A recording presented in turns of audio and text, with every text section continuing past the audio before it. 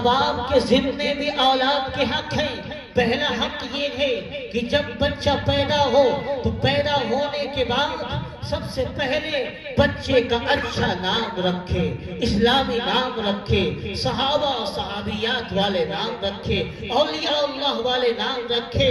آج ہمارے یہاں یہ رواج چل پڑا ہے کہ جب بچہ پیدا ہوتا ہے تو سب سے پہلے اس کا وہ نام تجویز کیا جائے گا جو نیا ہو، چاہے اس کے معنی ٹھیک ہو یا نہیں ہو۔ اس لیے اپنے بچوں کے اچھے نام رکھے۔ یاد رکھیے اگر نام برے ہوں گے، برے نام کا اثر اس کی ذات پر پڑتا ہے۔ دوسرا کام یہ کریں، بچوں کی تربیت کریں، تربیت کریں۔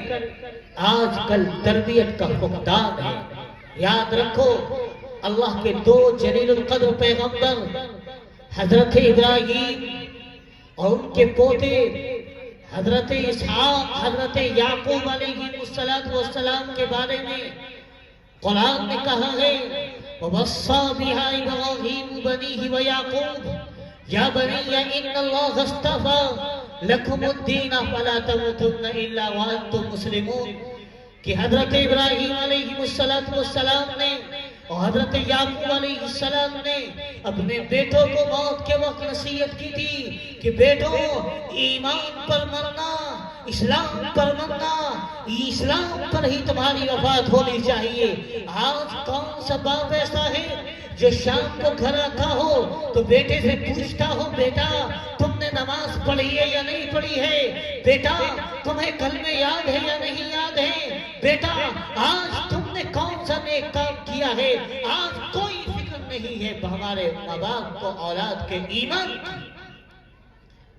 سب سے زیادہ آج فقدان ہے اولاد کی تربیت کا۔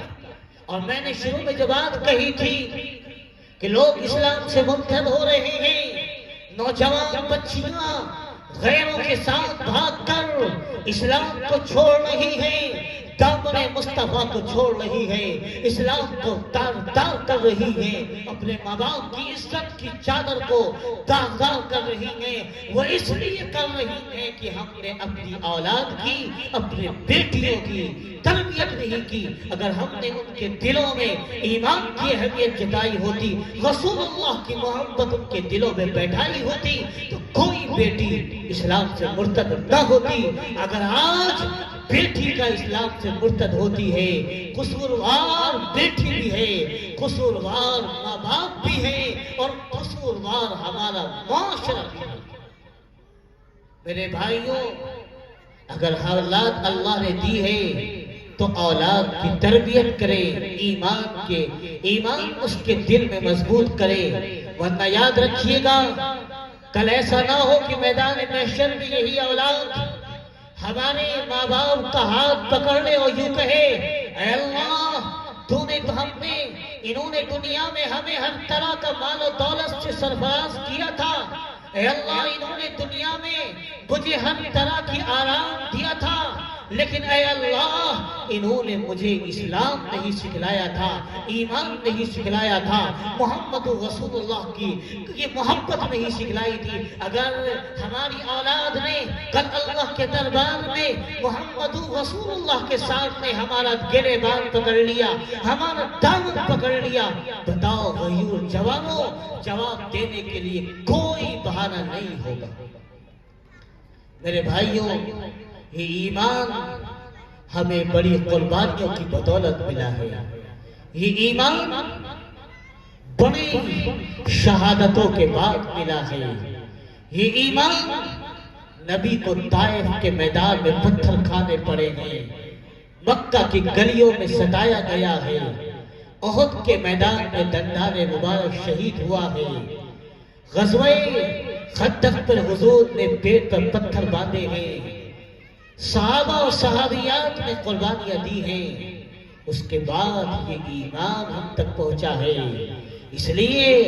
ہم سب اپنے ایمان کی دعا کریں اور ایمان کی فکر کریں، اور آخری بات ایمان کو بچانے کی فکر کے ساتھ ساتھ ایمان کے بچانے کی دعا بھی کرنی چاہیے۔ رسول اللہ صلی اللہ علیہ وسلم کی دعاؤں کے الفاظ میں سے ایک لفظ یہ بھی تھا، یا مثبت القلوب ثبت قلبی علی دینک، اے دلوں کو ثابت قدم رکھنے والے،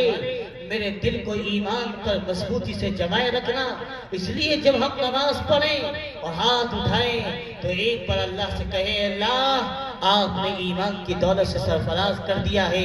احسان ہے، اللہ ایک احسان آپ اور فرما دیجئے کہ ہمیں قیامت تک مسلمان بنا کے رکھیے، قیامت تک مرنے تک اے اللہ ایمان پر باقی رکھیے۔ اگر ہم نمازوں میں دعائیں کریں گے اور اللہ سے اپنے ایمان کی حفاظت کی دعا مانگیں گے اور ساتھ ہی ساتھ اپنے ایمان کے بچانے کی فکر کریں گے، شرک سے، کفر سے، اعمال شرک سے، اعمال کفر سے اللہ ہم سب کی حفاظت فرمائے۔ وآخر دعوانا الحمدللہ رب العالمین۔ ماشاءاللہ، سبحان اللہ، بڑے ہی خوبصورت انداز میں حضرت خطاب فرما رہے تھے، اور ہمیں ضرورت بھی ہے کہ ہم میں سے ہر چھوٹا بڑا اپنے ماں باپ کی